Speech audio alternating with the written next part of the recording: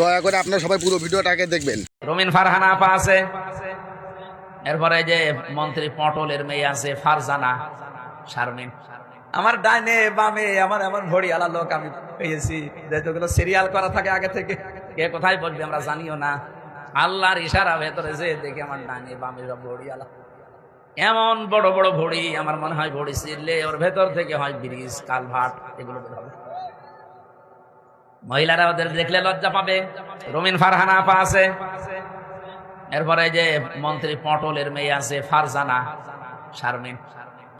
আমার মনে হয় এই তারপরে নায়াব ইউসুফ আছে ফরিদপুরে।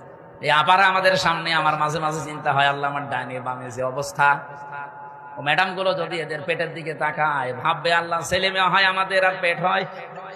হুজুরের পাশে দুইজনের কি ভড়ি, ও কোন মারা যাবে ভড়ির উপর। কুত্তার বাচ্চা, তোর নাম নিয়ে গালি দিলাম না শুধুমাত্র তোর ওই নামটা পবিত্র হওয়ার কারণে। উকুন মারা যাবে শুয়োরের বাচ্চা, এই শুয়োরের বাচ্চা, উকুন তোর মায়ের ভোটার বুড়কে মারে গাদা শুয়োরের বাচ্চা। তার মানে এই না যে তোকে ছাড়িয়ে দেবো। তুই সংসদে বৈশা মহিলাদের দিকে কুনজরে তাকাস, আর কেউ কুনজরে তাকায় না, শুধুমাত্র তুই তাকাইছস। কুত্তার বাচ্চা, তুই তো জন্মগতভাবে উচ্চ দেয় শুয়োরের বাচ্চা। তুই সংসদে বসে আমাদের বন্ধুদের দিকে কুনজরে তাকাস, আবার সেই কথাবার্তাগুলো তোকে লক্ষ লক্ষ টাকা খরচ করে নিয়ে যাও ওয়াজ মাহফিলে শুধুমাত্র ইসলামের কথা শোনার জন্য।